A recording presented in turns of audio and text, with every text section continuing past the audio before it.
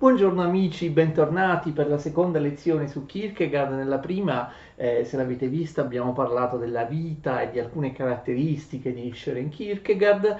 Questa seconda lezione sarà dedicata invece al suo stile di scrittura, alle sue scelte di comunicazione. Al modo con cui Kierkegaard esprime le sue idee, le sue teorie, le sue dottrine. Quindi prima di occuparci, sofista e buona, prima di occuparci dei contenuti specifici della filosofia di Kierkegaard, parliamo del come della filosofia di Kierkegaard, degli strumenti, delle modalità con cui Kierkegaard attraverso la scrittura esprime la sua filosofia. Parliamo del metodo di Kierkegaard, perché le scelte di scrittura, le singolari tecniche comunicative, lo stile di Kierkegaard sono particolarmente importanti per capire la personalità e per capire insomma il pensiero di questo autore danese. Sophie mi sta sbranando, è chiaro che non vuole, per l'ennesima volta dimostra di non voler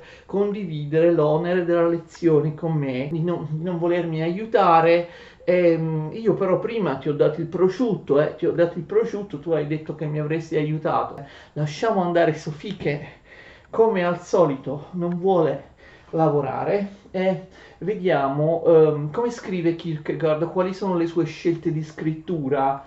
È importante questo perché Kierkegaard non ha un rapporto immediato, non ha un rapporto sereno con la scrittura.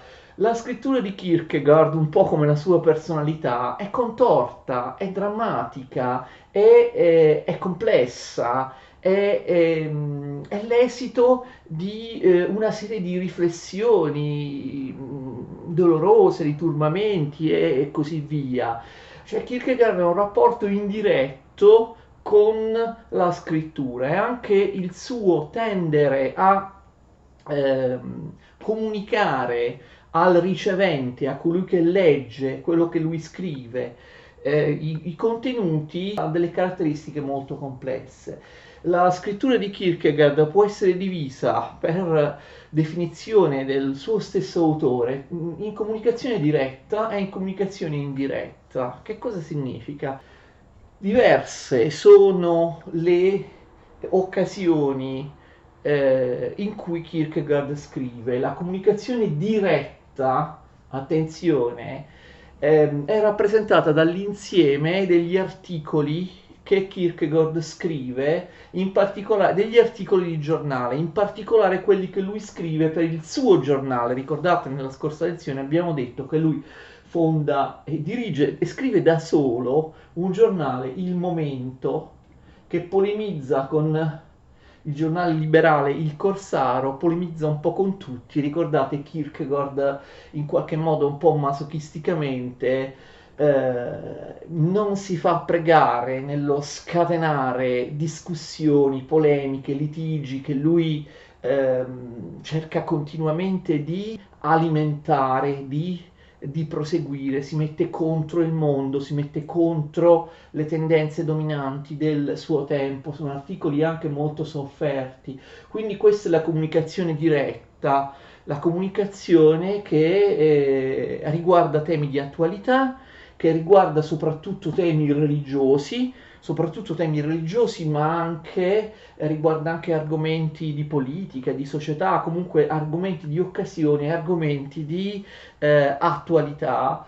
Sono gli articoli giornalistici di Kierkegaard che compaiono con la sua firma sul suo giornale Il Momento, oppure che compaiono sui giornali a cui lui scrive delle lettere, degli interventi che vengono pubblicati da altri giornali. Attenzione, alcuni di questi discorsi religiosi Kierkegaard li metterà insieme all'interno dei cosiddetti discorsi edificanti. D'accordo, poi ci sono anche ecco, degli articoli o degli sfoghi e degli scritti che sono rimasti inediti all'interno delle carte di Kierkegaard. Questa è la comunicazione diretta. La comunicazione diretta viene portata avanti da Kierkegaard sempre con il suo nome, lui si firma con il suo vero nome, Søren Kierkegaard. La comunicazione indiretta, invece, attenzione, è quella che Kierkegaard porta avanti con le sue opere filosofiche, teologiche, comunque con i suoi libri a stampa che vengono diretti a un pubblico generalista. Quindi questa è la comunicazione indiretta. La comunicazione indiretta Kierkegaard la chiama, scusate se qui ho sbagliato a scrivere, anche comunicazione di esistenza. Vedremo perché la chiama comunicazione di esistenza. La comunicazione indiretta, a differenza della comunicazione diretta, degli articoli di giornale che sono in polemica con qualcuno, in cui Kierkegaard ovviamente proprio si presenta in prima persona, la comunicazione indiretta, i libri a stampa, diciamo le opere, i libri tradizionalmente intesi, la comunicazione diretta invece vede degli pseudonimi, cioè Kierkegaard scrive con degli pseudonimi, ogni opera ha uno pseudonimo diverso, ce ne sono a volte un paio che hanno lo stesso pseudonimo, quindi Kierkegaard non si firma con il suo nome, ma con degli pseudonimi anche piuttosto complessi, di difficile interpretazione, nomi un pochino strani, desueti, no? Per esempio, Out Out, la prima opera che lui pubblica, che vedremo a partire dalla prossima lezione, viene firmata con lo pseudonimo di Victor Eremita. Out Out in danese ha il titolo di Enten Eller, che in danese significa proprio O. Poi Timore e Tremore viene firmato con lo pseudonimo di Johannes De Silentio, e vedete qui, non ve li ho neanche trascritti tutti, ci sono gli pseudonimi di alcune altre opere importanti di Kierkegaard. La ripresa, firmata con lo pseudonimo di Konstantin Constantius, le briciole di filosofia con lo pseudonimo Johannes Climacus, il concetto dell'angoscia con lo pseudonimo di Vigilius Aufniensis, vedete a volte sono nomi latini o greci piuttosto strani, la postilla conclusiva non scientifica con lo pseudonimo di Climacus, che somiglia ovviamente allo pseudonimo di Johannes Climacus, ma non è proprio la stessa cosa. E poi due tra le sue ultime opere, La malattia mortale e L'esercizio del cristianesimo, cioè proprio le sue due ultime opere, con lo pseudonimo di Anticlimacus, che chiaramente è il contrario di Climacus. Allora, per quanto stravaganti sembrino questi pseudonimi, non sono assolutamente casuali, hanno un ben preciso significato. Kierkegaard in ogni opera si identifica o in qualche modo fa riferimento al personaggio che è rappresentato dallo pseudonimo. Il personaggio può essere inventato, attenzione, oppure lo pseudonimo può invece essere un nome di qualcuno che è veramente esistito. Spesso si tratta di personaggi oscuri dalla storia bizantina, per esempio della storia della letteratura religiosa e mistica all'interno della storia bizantina. Allora, perché Kierkegaard si firma con tutti questi pseudonimi? Vedete che a interpretare lo stile di comunicazione di Kierkegaard, il suo modo di comunicare non è facile. E pensate che Kierkegaard ha scritto moltissimo, l'abbiamo già visto nella prima lezione, nella precedente lezione. Oltre alle migliaia e le migliaia di pagine di diario, ha scritto molte opere, moltissimi articoli di giornale, appunto moltissimi articoli di occasione, veramente tanti. Alcuni di questi sono rimasti inediti, sono stati pubblicati, trovati e pubblicati successivamente, così come moltissime pagine sparse del diario che non si sa neanche dove collocare esattamente e cronologicamente. Quindi Kierkegaard scrive moltissimo e scrive su due registri diversi, anzi forse su tre registri diversi, se consideriamo anche il diario di cui abbiamo parlato nella scorsa lezione. Scrive per il diario, scrive gli articoli di giornale di comunicazione diretta con il suo nome, scrive le opere a stampa di comunicazione indiretta con gli pseudonimi. Che cosa sono questi pseudonimi? Questi pseudonimi sono possibilità di esistenza. Infatti la comunicazione indiretta viene chiamata anche comunicazione di esistenza. Che cosa vuol dire? Questi pseudonimi, in realtà molti nella storia hanno usato pseudonimi anche in ambito romantico, anche nella letteratura romantica si utilizzavano degli pseudonimi, ma l'uso della pseudonimia in Kierkegaard è particolare. Prima di tutto, questi pseudonimi non cercano di nascondere l'identità dell'autore. Tutti sanno che queste opere sono state scritte da Søren Kierkegaard, anche se lui si presenta con una maschera, con una identità differente. E quindi, più che pseudonimi, molti interpreti di Kierkegaard li hanno chiamati, ecco, più di pseudonimia, piuttosto che pseudonimia, polionimia.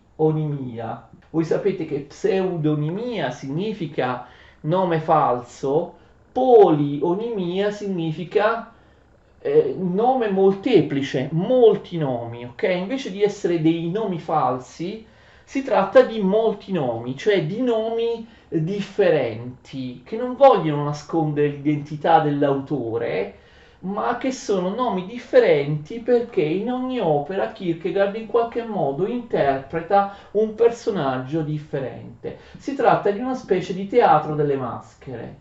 La comunicazione di esistenza, che cosa significa?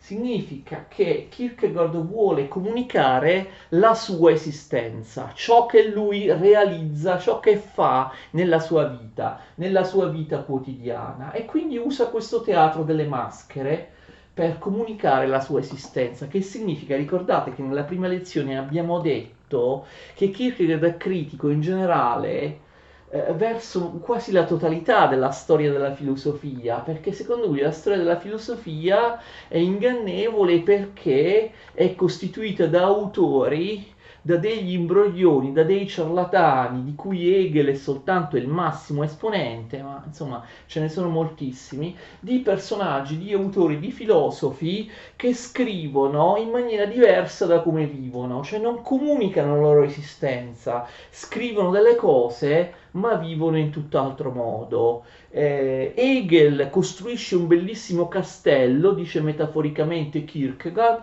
e poi va a vivere nel fienile di questo castello. Hegel non è all'altezza del sistema che lui ha costruito. Quindi comunicazione di esistenza, una vera filosofia, una filosofia sincera per Kierkegaard dovrebbe comunicare non una dottrina, un pensiero astratto, bensì dovrebbe comunicare un'esistenza concreta, cioè io dovrei far arrivare a chi mi legge la mia esistenza quotidiana, d'accordo? Ricordate infatti che Kierkegaard pensava che i veri filosofi che lui cerca di imitare, in fondo sono soltanto due, Socrate e Gesù Cristo, proprio perché non hanno avuto bisogno di scrivere niente, cioè hanno comunicato mentre vivevano, mentre davano l'esempio di ciò che comunicavano, mentre mettevano in pratica ciò che dicevano, mentre invece molti, soprattutto nella sua epoca, Kierkegaard, ma anche in passato, non fanno altro che scrivere cose che non sono compatibili con la propria esistenza, che sono in contrasto con la propria esistenza. E quindi che cosa fa Kierkegaard? Che usa una varietà, una variabilità di scrittura veramente sconvolgente, che colpisce davvero, cerca di rappresentare la sua esistenza, cioè una filosofia che non sia solo astratta, teoretica, intellettualistica, speculante, ma che sia una filosofia vivente. Socrate o Gesù Cristo facevano quel che dicevano, senza bisogno di scrivere.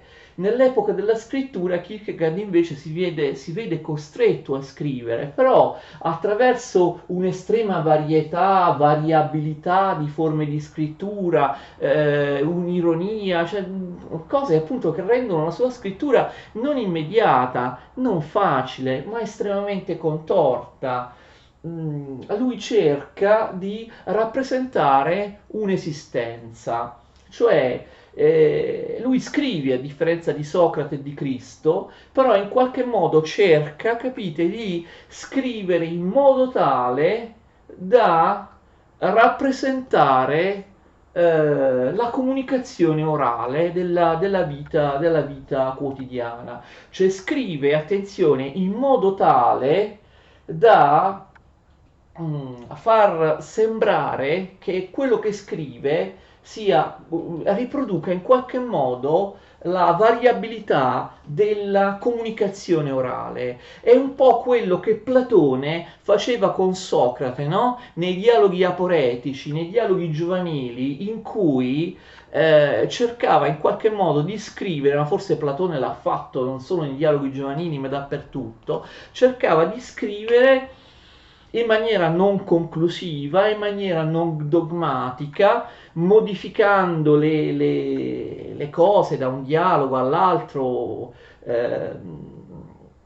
scrivendo in maniera da correggersi, da evolversi, da mutare continuamente la sua teoria, in modo tale da imitare il più possibile l'oralità, la discussione orale. Ecco, un po' come Platone appunto fa per cercare in qualche modo di essere fedele all'insegnamento di Socrate, che diceva che la scrittura chiude, fissa un pensiero che invece l'oralità, il dibattito, il dialogo, il logos dovrebbe tenere sempre aperto. Quindi una scrittura che in qualche modo attraverso proprio la variabilità delle forme, delle parole, delle espressioni, dei personaggi, dei punti di vista, in qualche modo replichi l'oralità, una scrittura che comunichi un'esistenza, una scrittura che sia al posto di un'esistenza concreta, una scrittura che faccia venire fuori non una dottrina astratta, ma un'esistenza concreta. Attenzione, c'è da criticare Kierkegaard, sì, cioè il fatto che Kierkegaard sia riuscito sia davvero riuscito nell'intento è estremamente discutibile. Poi, tra l'altro, le opere di Kierkegaard rilette dopo 150 anni, più di 150 anni dalla loro redazione, sono proprio difficili da capire. Kierkegaard spesso cerca l'effetto anche un pochino lezioso, magari la sua ironia non sembra tanto ironica come lo stesso Kierkegaard credeva. Spesso quindi ci troviamo di fronte ad una scrittura molto contorta e piuttosto incomprensibile, che magari non riesce nell'intento, nella finalità che l'autore avrebbe desiderato. Però al di là di questo l'importante è capire ciò che Kierkegaard voleva fare. Se poi non è riuscito a farlo, certo noi possiamo anche criticarlo, e quindi anche all'interno della stessa opera basta vedere per esempio Out Out, ma anche altre opere, e vi è una variabilità, una varietà di scrittura, di punti di vista. Prima Kierkegaard scrive in terza persona, poi scrive in prima persona impersonando un personaggio, poi scrive in prima persona come se fosse un altro personaggio, poi inizia a scrivere come se stesse scrivendo un dialogo e così via, capite? Cambia proprio l'io narrante, o si passa dall'io narrante alla terza persona, oppure alle lettere, al diario, insomma anche all'interno della stessa opera c'è una mutevolezza continua che vuole in qualche modo rendere sulla pagina scritta la multiformità della discussione orale. E Kierkegaard cerca di fare questo. Perché Kierkegaard fa questo? Attenzione, Kierkegaard fa questo, proprio è un teatro delle maschere. Kierkegaard quindi con ogni pseudonimo assume un'identità diversa, un carattere diverso, magari scrive un'opera come se fosse A, poi scrive un'opera come se fosse B, cercando di immedesimarsi in autori che magari hanno anche idee diverse, interessi diversi, quindi ogni volta Kierkegaard mette in scena una maschera diversa, si presenta mascherato in maniera diversa. Perché Kierkegaard fa questo? Perché rende così complicata la sua comunicazione? Perché, questo è molto importante, Kierkegaard non vuole rivolgersi a un pubblico indistinto, ma a ogni singolo individuo. Per Kierkegaard critica la comunicazione sociale, la comunicazione di massa del suo tempo. Che cos'è questo pubblico? Il pubblico è una cosa, è un astratto che non esiste. Al posto del pubblico vi sono tanti io, vi sono tante personalità. Il pubblico è la falsa oggettività della comunicazione del suo tempo. Secondo Kierkegaard finisce per distruggere la variabilità individuale, l'individualità, la personalità, l'io che è diverso da essere umano a essere umano. Quindi lui non si rivolge, capite, ad un pubblico indistinto, si rivolge a ognuno, ciascun singolo lettore che è diverso da ciascun altro singolo lettore, e quindi propone al lettore tante possibilità di esistenza, tante maschere. E il lettore potrà identificarsi con una di queste maschere, capite? Per arrivare a ciascun io, a ciascun singolo, come può fare un autore che pubblica un libro, non sa chi lo leggerà, e cerca di, all'interno del libro, oppure tra un libro e l'altro, di assumere differenti personalità, differenti punti di vista, per cui ogni singolo lettore, con la sua esperienza specifica personale, con le sue caratteristiche, con il suo carattere, con il suo io che è diverso da tutti gli altri io, con la sua specificità, con la sua singolarità, potrà sentirsi attratto oppure respinto, non fa niente. Kierkegaard dice va bene anche se il lettore viene respinto, può trovare interessante una oppure un'altra di queste maschere, capite? Creandosi differenti possibilità di esistenza, differenti pseudonimi, differenti punti di vista da cui partire dalla comunicazione, ci si cerca di arrivare a differenti singolarità che non possono essere accomunate in un indistinto calderone che si chiama pubblico. E quindi ognuno, a seconda delle esperienze fatte, del proprio carattere, eccetera, potrà in qualche modo essere interessato da una di queste maschere. Questa è una delle spiegazioni di questa modalità, insomma, contorta di comunicazione, appunto la comunicazione indiretta. Dovete tenere presente che Kierkegaard poi scrive moltissimo e scrive anche in un lasso di tempo, abbiamo visto, piuttosto breve, cioè le sue opere di comunicazione indiretta, le sue opere tradizionali date alle stampe vanno dal 1843 al 1850. Kierkegaard muore nel 55, quindi poi dal 50 al 55 si dedicherà soltanto alle polemiche religiose, sociali e politiche, cioè soltanto alla comunicazione diretta, e ne scrive moltissimo in un tempo neppure troppo lungo.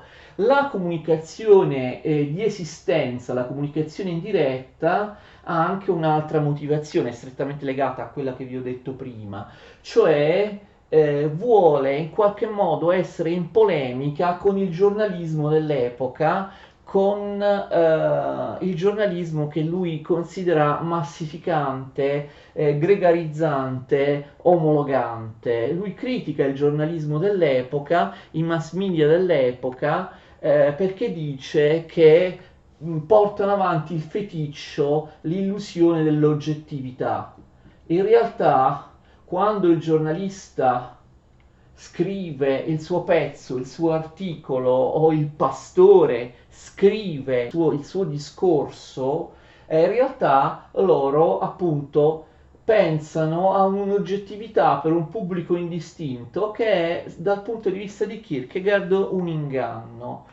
Se Kierkegaard fosse vivo oggi, altro che i giornali della sua epoca, la televisione, internet, Kierkegaard potrebbe dirci: vedete che avevo proprio ragione. Cioè, nella comunicazione moderna, nei giornali moderni destinati al grande pubblico, che vengono letti da un numero sempre maggiore di persone, perché sempre più persone vanno a scuola, sanno leggere e scrivere, nella comunicazione moderna regna il vero anonimato, non l'anonimato dei miei pseudonimi, scrive Kierkegaard, l'anonimato ipocrita. Perché? Perché anche se il nome, il vero nome del filosofo, del giornalista o del pastore protestante compare sul frontespizio di un'opera oppure in calce al termine di un articolo, questo nome non reduplica ciò che l'autore fa nella sua vita, cioè non è una comunicazione di esistenza. Comunicazione di esistenza, come facevano Socrate e Cristo, significa essere come si scrive. E invece il giornalista, il pastore, il filosofo, in questa epoca, ma anche in precedenza, spesso non scrivono ciò che sono. Non si è ciò che si scrive, dice Kierkegaard, e quindi si scrive il falso, anche se lo scrivo a mio nome o dico di pensare quelle cose, in realtà non le penso. Io non sono e non mi comporto come ciò che scrivo. Io non penso veramente quel che scrivo. Questo è l'inganno della cosiddetta comunicazione di massa, della cosiddetta comunicazione oggettiva del giornalista che vuole in qualche modo rappresentare una realtà esterna oggettiva valida per tutti. Si tratta di un inganno. Ciò che viene scritto è semplicemente conformismo. Non si scrive quello che si pensa e non si è quel che si dice. E quindi un anonimato più sottile del mio, dice Kierkegaard, vige nella comunicazione di massa della mia epoca. E questo si collega, ricordate, al tema di Kierkegaard che disprezza la folla, che disprezza la massa, la quale finirebbe per schiacciare il singolo individuo, l'individualità del singolo. Man mano che la comunicazione si estende, perde di intensità.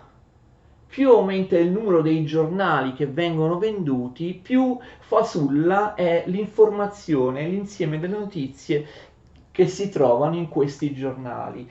Perché il giornalista che scrive, come può essere il letterato, il poeta, il filosofo, il pastore e così via, il giornalista che scrive non scrive ciò che veramente pensa, non scrive ciò che è. Non si è come si scrive, non si pensa ciò che si scrive, non si reduplica la propria esistenza.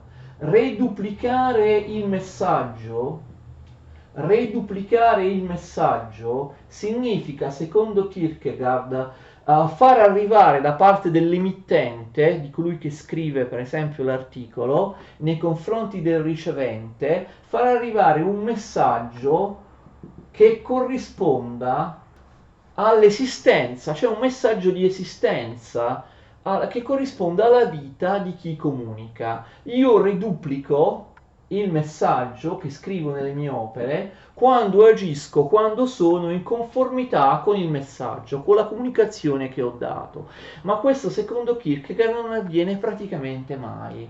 La comunicazione moderna non riduplica la vita di chi scrive. Il giornalista vive in un modo, pensa in un modo, ma scrive in un altro modo, perché scrive ciò che il pubblico vuole sentirsi dire. Nell'epoca della comunicazione di massa, la comunicazione diventa tranquillizzante. La verità cosiddetta oggettiva, registrata asetticamente dal giornalismo attuale, dice Kierkegaard, è un inganno, è una verità ingannevole perché viene offerta una realtà tranquillizzante. Il giornalista, il filosofo, il pastore non scrive ciò che lui veramente è, non reduplica, non scrive ciò che lui veramente pensa, scrive ciò che il pubblico vuole sentirsi dire e quindi la realtà viene deformata e viene trasformata in qualcosa di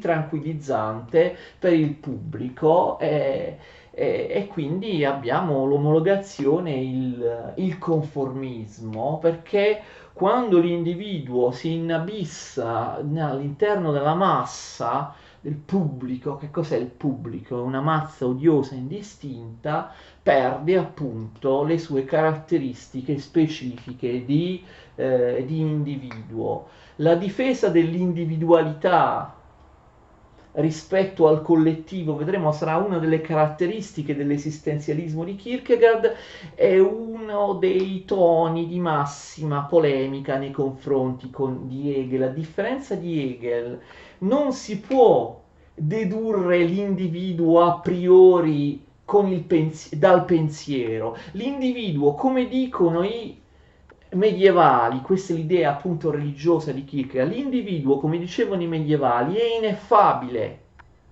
Il suo io, la sua personalità sono stati posti da Dio, dal Signore. Non possono essere, non possono essere compresi e racchiusi razionalmente da un sistema teoretico, da un sistema filosofico. E quindi che cosa vuole il cosiddetto pubblico massificato? Vuole essere tranquillizzante. Kierkegaard dice, pronuncia una frase, scrive una frase che è piuttosto significativa, potrebbe essere considerata molto attuale. E lui dice, le persone non hanno paura di sbagliare, hanno paura di sbagliare da soli, capite? Cioè, non interessa la verità, interessa sostenere quello che tutti gli altri pensano, così io mi sento più tranquillo, mi sento più sereno, mi sento più sicuro, perché penso ciò che la maggioranza pensa, ciò che l'informazione cosiddetta oggettiva, massificante, produce. Quindi man mano che aumenta l'estensione della comunicazione, aumenta anche la falsità della comunicazione. Il pubblico omologato o massificato vuole soltanto essere sereno, vuole soltanto essere tranquillizzato, non vuole sapere la realtà delle cose e il giornalista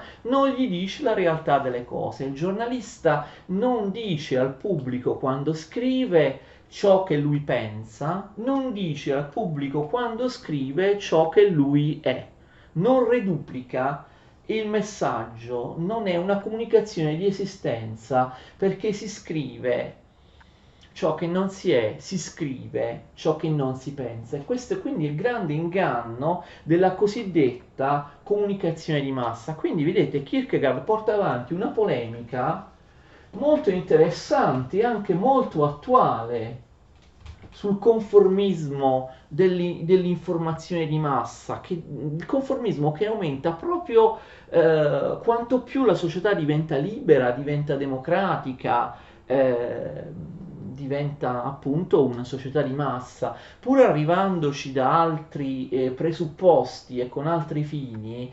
Ovviamente questa critica di Kierkegaard al giornalismo di massa, alla comunicazione di massa, ricorda, non so se siete d'accordo, molto da vicino le critiche analoghe da parte di Tocqueville oppure di John Stuart Mill. E quindi Kierkegaard pensa di dover fare una cosa piuttosto contorta. come pensatori viventi, Socrate e Cristo, e non pensatori speculanti, teoretici, intellettualistici, lui pensa di non dover mai chiudere il sistema, ma di dover lasciare il sistema sempre aperto. E quindi, capite, lui non comunica in maniera diretta le sue idee di filosofia, di religione, lo fa in maniera diretta nei suoi articoli di giornale, ma nelle sue opere lui vuole mantenere aperto il sistema, non dice, Kierkegaard non comunica appunto in maniera diretta. Ma allora come comunica Kierkegaard? Kierkegaard si pone in questa prospettiva, cioè lui vuole comunicare, come abbiamo visto, non un'idea, non una dottrina, ma come Socrate e Cristo vuole comunicare un fare. Attenzione, la comunicazione indiretta di Kierkegaard, criticabile quanto si vuole, ha questo intento. Non vuole comunicare, convincere il lettore a qualche sistema astratto, ma vuole convincere il lettore a mettersi in moto, vuole stimolare un fare, vuole che il lettore legga e a partire da quello che legge, anche se viene, come vi ho detto, scandalizzato, viene urtato, viene respinto da ciò che legge, perché anche queste cose sono positive, c'è un atteggiamento di ripulso da parte del lettore, non importa, basta che il lettore sia stimolato a un saper fare. Non da prendere qualcosa di dottrinario, di astratto, ma una lettura che spinga il lettore al saper fare, a un saper fare, a un fare, cioè a cambiare il suo modo di vivere, comunicare un'esistenza per cercare di portare gli altri a cambiare la propria esistenza, ovviamente a cambiarla nel senso religioso del termine, ad andare verso il riconoscimento del cristianesimo, di un certo cristianesimo che Kierkegaard vuole, d'accordo? Quindi il lettore dovrebbe, leggendo le opere di Kierkegaard, essere stimolato a fare, a cambiare la sua vita e a cambiare la sua vita in senso cristiano, d'accordo? Kierkegaard fa questo ragionamento, cerco di spiegarmi meglio. Nell'epoca dell'oggettività, la falsa oggettività della comunicazione di massa, in cui il lettore è abituato a un messaggio monotono, retorico, tranquillizzante, Kierkegaard dice io non posso scrivere in maniera diretta. Però Kierkegaard potrebbe dire questo, io non posso scrivere, caro lettore, dovresti essere religioso, dovresti fare questo tipo di vita, dovresti accettare Gesù Cristo nel senso di cambiare la tua vita per farla somigliare a quella di Cristo, dando l'esempio, eccetera. Se io scrivo queste cose, capite, in maniera diretta, il lettore non le farà mai, dirà ecco, l'ennesima persona che fa un po' la predica, fa la retorica e così via, sì, sì, si dovrebbe fare così, forse ha ragione, eccetera, però il lettore non si muoverà, ok? Se invece tu colpisci il lettore in maniera indiretta, d'accordo? Pian piano il lettore sarà stimolato a questo saper fare, proprio perché viene in qualche modo ingannato. Quindi Kierkegaard inganna il lettore, lo prende alle spalle, però con un tipo di inganno che è diverso dalla comunicazione di massa che lui critica. Kierkegaard dice qui, appunto, per esempio in Out Out, Kierkegaard non parla quasi mai della vita religiosa, ne parla soltanto alla fine, parla di tutt'altre cose, di tutt'altre forme di vita, però lui spera che riflettendo su queste forme di vita e sul modo in cui sono comunicati da diversi personaggi che hanno diverse personalità, che hanno una maschera diversa, una possibilità di esistenza diversa, il lettore pian piano, senza neanche magari che lo capisca in maniera razionale, sia spinto a cambiare vita, sia spinto ad un saper fare che lo porti verso l'esercizio del cristianesimo, non verso un cristianesimo, capite, soltanto dottrinario, astratto, ma verso l'esempio, verso il vivere cristianamente, non solo il pensare astrattamente in maniera cristiana. La polemica di Kierkegaard, come abbiamo visto nella prima lezione, nella scorsa lezione, è infatti diretta proprio contro il cristianesimo contemporaneo, l'abbiamo già detto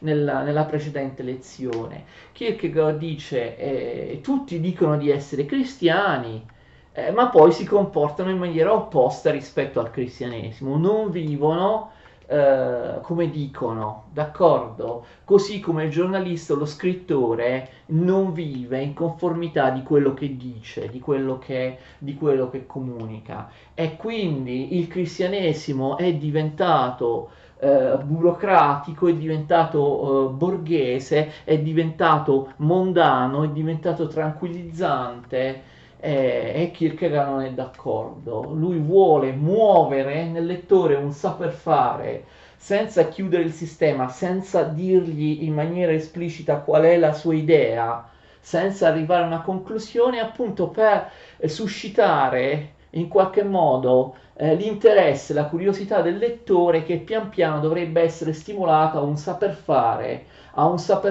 nel senso di portare avanti, scoprire l'esercizio del cristianesimo, che per Kierkegaard è un cristianesimo, il vero cristianesimo per Kierkegaard è un cristianesimo molto difficile da praticare in maniera un po' elitaria, in maniera aristocratica, in maniera dura, veterotestamentaria. Kierkegaard dice che il vero cristianesimo, una via aspra e stretta che soltanto pochi possono portare avanti. La maggior parte degli uomini e dei falsi cristiani andrà all'inferno, soltanto alcuni si salveranno, e tra l'altro per la grazia di Dio, perché sono già stati predestinati. Come diceva Paolo, come diceva Lutero, no? La Chiesa luterana danese, il rigore protestante degli inizi di Lutero prendeva queste idee da Agostino, Sant'Agostino, che a sua volta le prendeva da San Paolo, ma idee che sono riflesse molto nella durezza dell'Antico Testamento. Il vero cristianesimo è una via aspra e stretta che pochi possono condurre, una via che ti porta ad essere sempre contro il sistema, ad essere non capito, non compreso, l'abbiamo detto anche l'altra volta, perseguitato. Il vero cristianesimo è portare sulle spalle per tutta la vita la croce di Cristo. È una cosa molto difficile, il cristianesimo borghese, tranquillizzante, omogeneizzato, omologato, ha perso ormai il suo spirito originario. Voi pensate, insomma, un po' difficile, voi direte, che le opere di Kierkegaard portino il lettore a questo tipo di cristianesimo. Il cristianesimo vero è solo quello di chi viene perseguitato, di chi viene condannato ingiustamente come Gesù Cristo. Però insomma Kierkegaard pensa che sia possibile.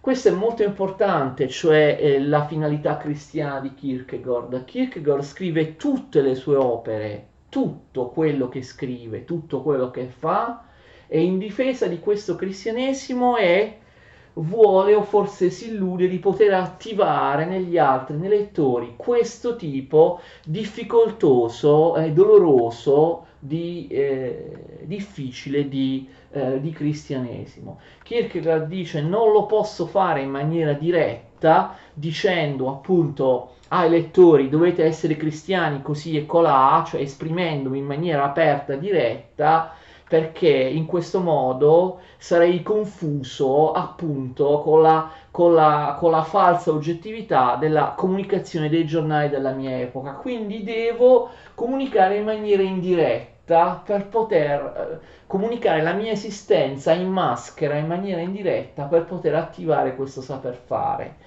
Lo so che sembra una cosa molto contorta, molto complicata, che probabilmente non può funzionare, però questo era l'intento di Kierkegaard, quindi che è importante, prima di andare a vedere appunto i contenuti della filosofia di Kierkegaard, i contenuti delle sue opere, che noi andremo a vedere nel dettaglio, parlando anche delle opere apparentemente minori, a partire dalla prossima lezione, è importante anche comprendere come Kierkegaard cerca, forse sì, in maniera un po' strana, in maniera forse fallimentare, comunque in una maniera in cui cerca di comunicare questo, cioè non una dottrina astratta, ma una necessità di modificare il proprio stile di vita, di modificare eh,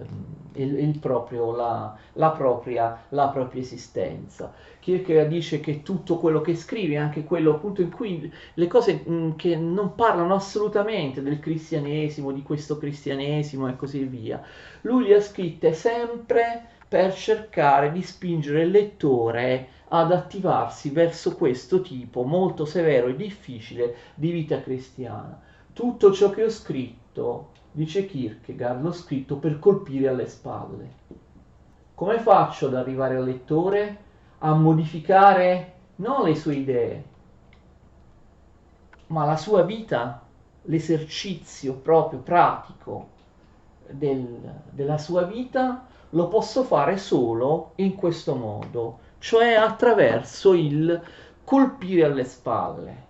E tutta la comunicazione filosofica, il pensiero filosofico di Kierkegaard viene espresso così in maniera contorta, variegata, plurima, ironica, dubitativa, senza mai una fine che viene sbandierata, proprio in questo modo, cioè scrivere per arrivare al lettore in maniera sottile, in maniera surrettizia, in maniera nascosta, cioè scrivere in modo per colpire alle spalle il lettore. Bene, spero insomma che quello che ho detto sia stato più o meno chiaro. Alla prossima volta parliamo finalmente delle opere di Kierkegaard e delle sue idee, a partire dalla prima, per molti ancora la più importante, forse la più nota comunque opera di Kierkegaard, ovvero Out Out. Vi saluto e vi ringrazio.